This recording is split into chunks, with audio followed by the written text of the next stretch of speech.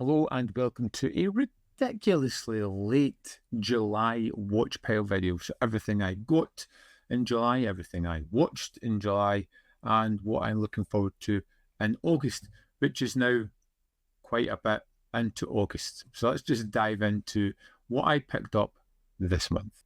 First up from Hammer is Quatermass 2.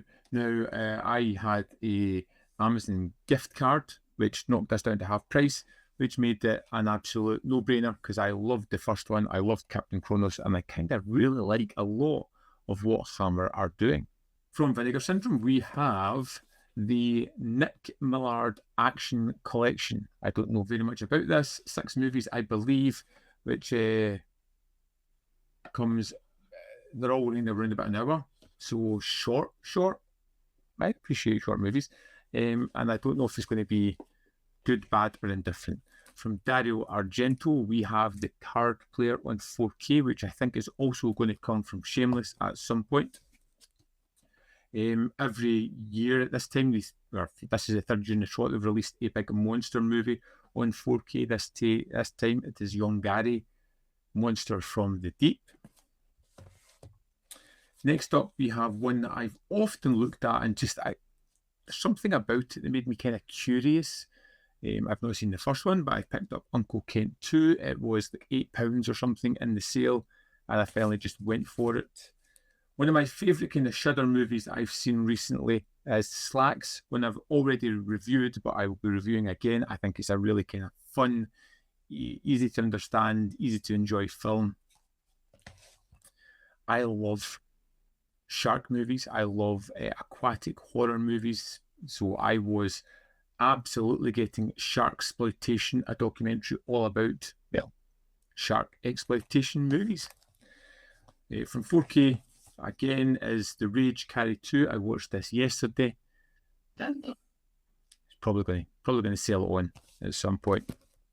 Now, one that I've just reviewed is Blood Cult, the first shot in video VHS kind of horror film, and one that I was eager to get. Now, for a lot of people growing up, E.T. was the movie. That was the movie that kind of got them started in cinema. But no, not for me. There was E.T., fair enough, but then there was one other kind of boy and alien movie that kind of captured my imagination. One that I watched ridiculously way too much when I was younger. I haven't seen it in decades, and I am really curious about checking this out. And it got the 4K treatment, and that film is Mac and Me. Do I expect it to be good? No, but I'm hoping it gives me a little bit of a nostalgic kick and something to smile about. Let's jump into Radiant's titles. So we got the Essential Polish Animation 27 shorts. They were incredible, really fun, a very different kind of release, but one that's really enjoyable. And there are things that you like more than others, but I think it's just worthwhile to see that the way that animation evolves throughout the decades. The Beast to Die was an incredible film. I loved this one a lot. It's kind of languid, it takes its time, but it builds the tension all the way through it. And one that was a real surprise, because it was one of those titles where I was like, I don't know if that's for me. Rosa La Rose File Publique was a delight. I loved it. I loved the colour, the staging, the characters, everything just popped. It was a wonderful tale. From Severin, we have Bloody Legend, the complete Cliff Tremlow collection. I watched the documentary that's on here. I talked about it. It was terrific. A Scorsese I hadn't seen was the New York from Imprint, which was a good film, kind of ruined by a horrible character, I would say. Not ruined, it just didn't make it as compelling as other Scorsese stuff. When Evil Lurks was a wonderful horror movie. I really enjoyed this. I felt it was full of great world building and atmosphere. In fact, it made me go and do a video essay on The Rotten and the Righteous, which is on my channel if you want to check it out. I love doing those kind of things, and there's more to come. And one of my favourite discoveries this month, and one that the review just didn't do anything at all. Everybody missed out on it, which was a real shame, was Flow. 4K from Curzon Films. It's coming out in the States from Criterion, I believe. It's a terrific film and one that's not to be missed, and everybody seems eager to just bypass it, and it's a real shame. If you get a chance, check out the review. I really like that one a hell of a lot. My friend Andy sent me The Sword and the Sorcerer on 4K. I didn't pick this one up. I was curious about the film. I hadn't seen it. Albert Pune I kind of like. It was fine, just not great. You know, it felt like it just needed a little bit more just to like, push it on. It was all right. Massimo Dallamano's What Have They Done to Our Daughters was terrific. A wonderful film. I really enjoyed this one a hell of a lot and would thoroughly recommend picking that up.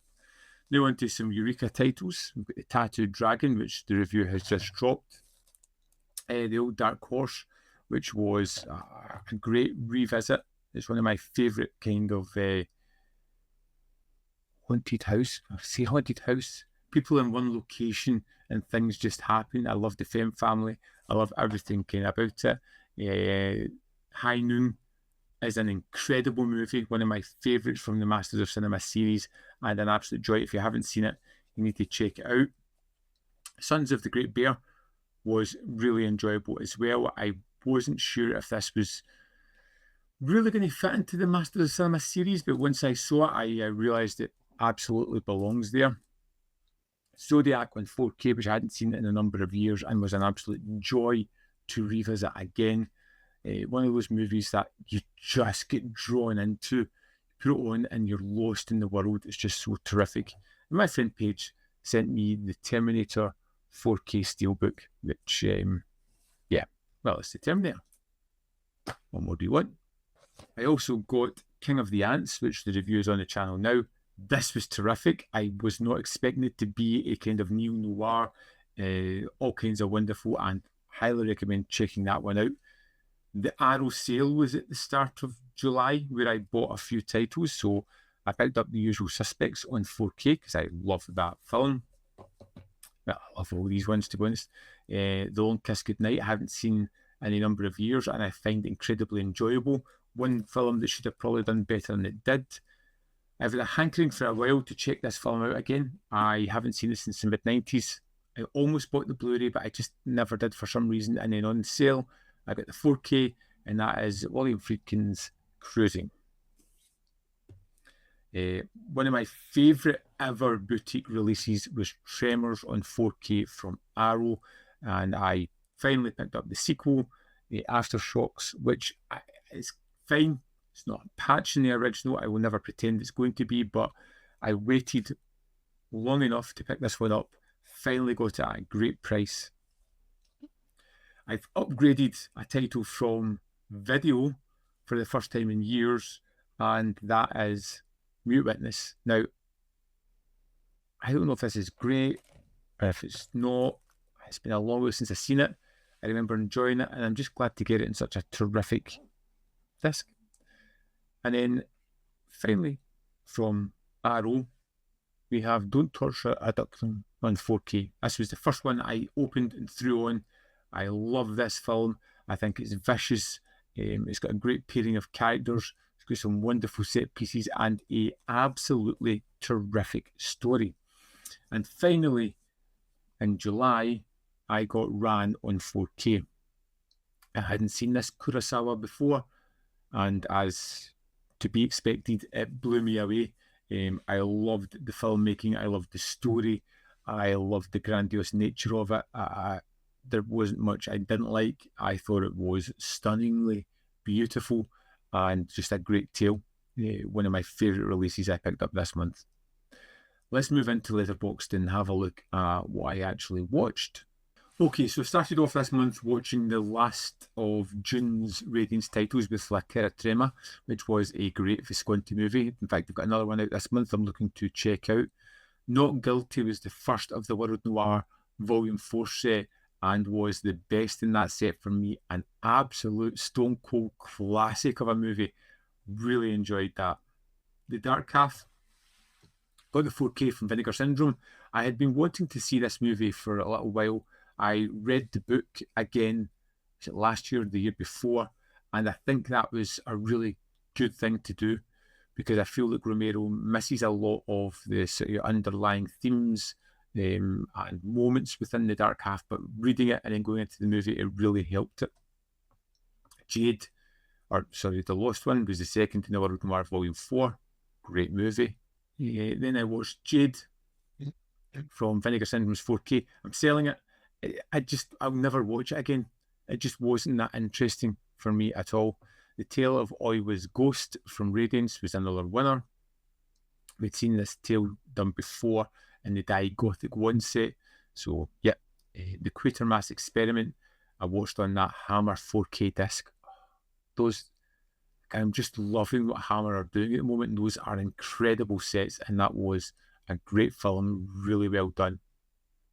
Girl with Hyacinth was the last in the World Noir Volume 4 set, and my second favourite. It was a terrific film, very pertinent, really surprising, and a different kind of noir as well.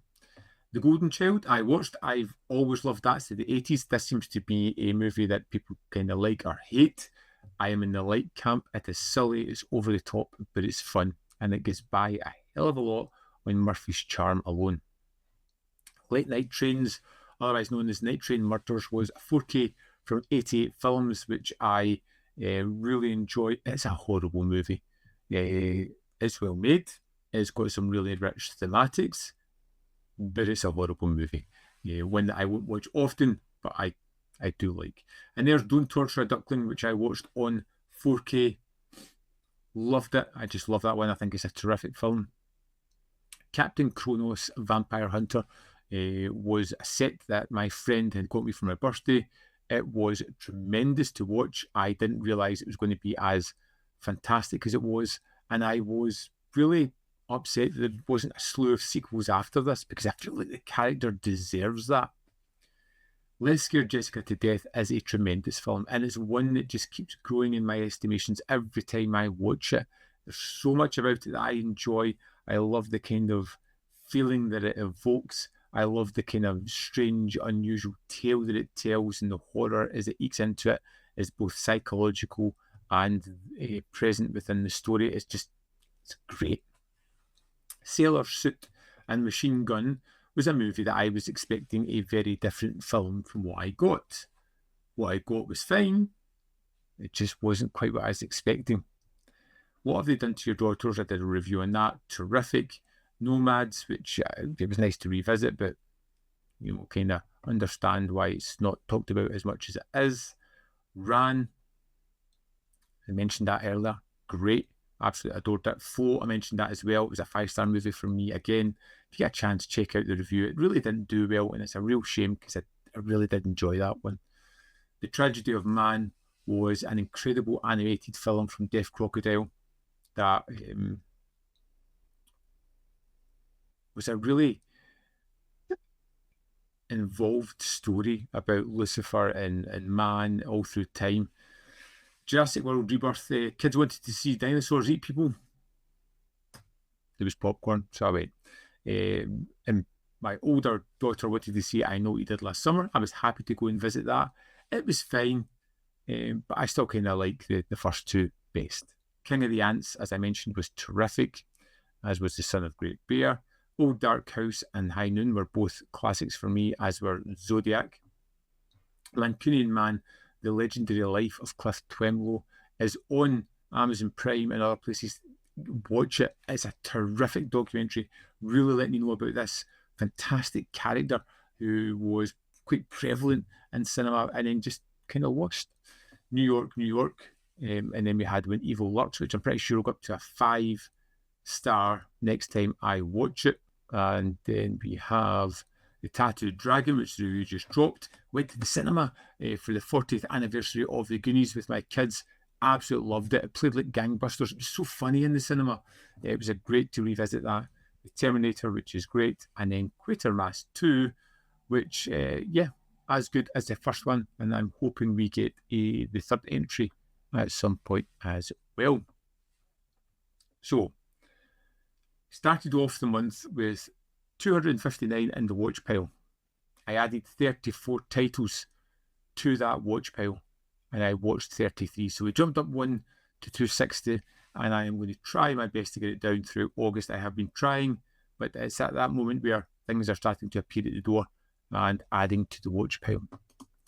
So let's go through some of this month's releases, about things I should pick up and things I haven't. I need to get Enemy Territory. I should order that pretty soon before I forget, because I've heard nothing but great things about it. The Good, the Bad and the Ugly was released and completed the Dollars trilogy, which I've not watched any of them as yet, but I will be at some point. Blood Orange is the latest Hammer film, which I will get at some point. Fini Terre, I have that. I just watched it a day ago, and it was incredible. Let's just say that. Then we have Hidden Fortress, which I've never seen. Should really get. Trouble Every Day, which I have sitting here, and I'll be watching that today. Then there is The Inquisitor 4K, Senzo, Shinobi Volume 2, which I can't wait to get my hands on. Should be arriving today as well. And I'm sure there's another one. Yes, there we go, Through and Through. Yeah, I'm sure that's another Visconti one. So yeah, Radiance and Eureka, absolutely will watch. There's Martial Law, Loewe's Wuxia Classics, which I've got sitting here as well. In fact, right here, because I'm getting ready to watch that as well. And then next week we have The Innkeepers in 4K, which I'm looking forward to revisiting. It's been a wee while since I've watched that. The Conjuring 4K, really tempted to get that, because I just thought that was a wonderful horror film. Really well done, and really just perfect in my eyes. The Pusher trilogy has been pushed back, so that's not out there. The Odd Job by Severin, I will get that, because that just sounds kind of different and weird and funny. And that's that for August, which, to be honest, is enough. I don't need any more other than the Radiance, the Eureka, the Severin one, maybe the Conjuring. Innkeepers, definitely. It's enough to keep me busy. I would love to know if you watched anything, or if you picked up anything in July that you thought was terrific, or anything you really enjoyed, or anything you really want to recommend. Let me know in the comment box below. As always, there's more content up here. You can see more of my stuff in the description box, or links to Patreon, membership program, manvyfilm.com, always in which you can support. Thanks for watching. I'll see you next time.